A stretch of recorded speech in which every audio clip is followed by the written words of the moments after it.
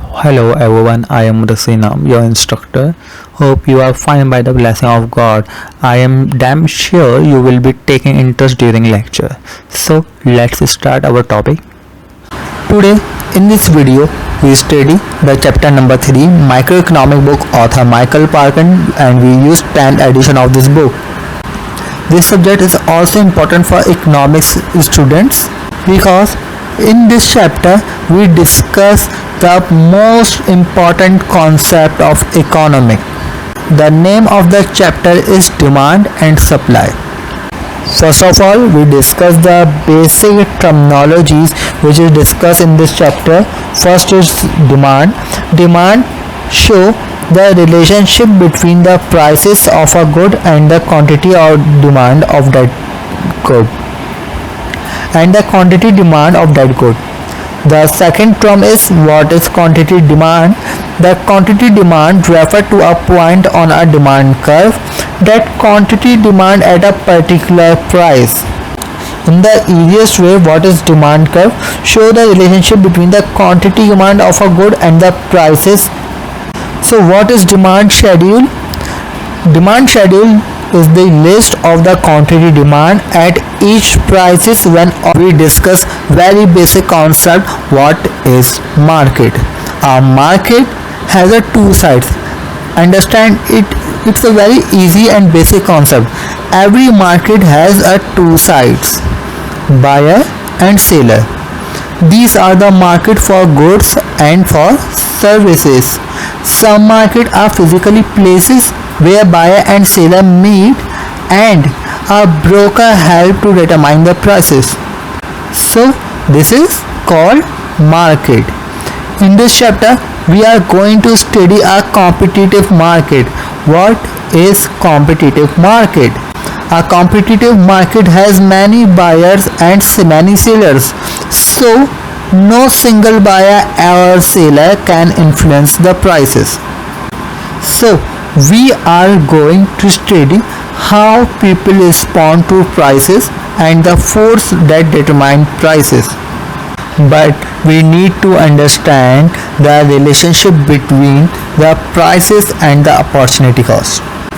In everyday life, the prices of any product is the number of dollars that must be given up in the exchange for it. Means you will pay off specific amount that product that you want. For example, if when you buy a cup of coffee, the highest value thing you forgone is maybe a sandwich, then the opportunity cost of the coffee is the quantity of sandwich forgone.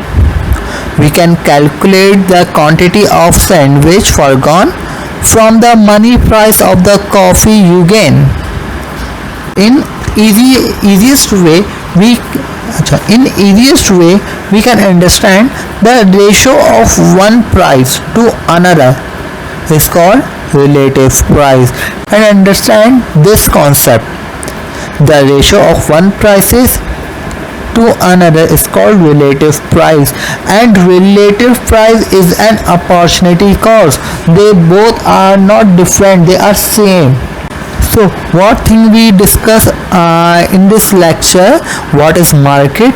Relationship between the prices and opportunity cost. What is relative prices? Now we will discuss what is demand. If anyone want an iPhone, so what do you think, demand of iPhone will create or not? If your answer is yes, so it's wrong, because it's difficult to interpret the demand will create or not, because demand will create by following three steps. People, number one is people want that product, means people wish they can purchase that product. Second point is they have an purchasing power, they have money to purchase it. Third point is very important, means do effort to achieve that product. They visited mart like nearest store. If the product is not available in their mart, in their country, in their region, they will try to import that product, means they will effort to achieve that product. So if someone follow all these steps, demand will create. That one count will be a demand. If someone have a money and they want to iPhone, but the iPhone is not available in their country, means they will not count that product, they will not count as a demand. So our next point is, what is quantity demand? The next point is quantity demand. What is quantity demand? The quantity demand of a good or services is the amount that consumer plan to buy during a given period of time at a particular price. But to be clear this point in your mind, the quantity demand is not necessary same as the quantity actually bought. The quantity demand is not necessary to same as the quantity actually buy. Sometimes the quantity demand exceed the amount of good available, so the quantity bought is less than the quantity demand. Next part is law of demand. Law of demand is very simple and the easiest law in economics. You can easily see in everyday life you can see the applications of this law. The law is, other things remain same. Other thing remain same means the factors which are not discussed in this statement are constant or same. The next point is, the higher the prices of a good, the smaller the quantity demand, and the lower the prices of a good, the greater is the quantity demand. Maybe many of the students can try to ask why the higher the prices of a good create the smaller quantity demand. Because of two reasons. First is substitution effect, second is income effect. What is substitution effect? When the prices of a good rises or increase, other things remain the same. Other thing remain the same means the other product, the prices of the other product remain same. So in this situation people will shift to substitute product. What is substitute product?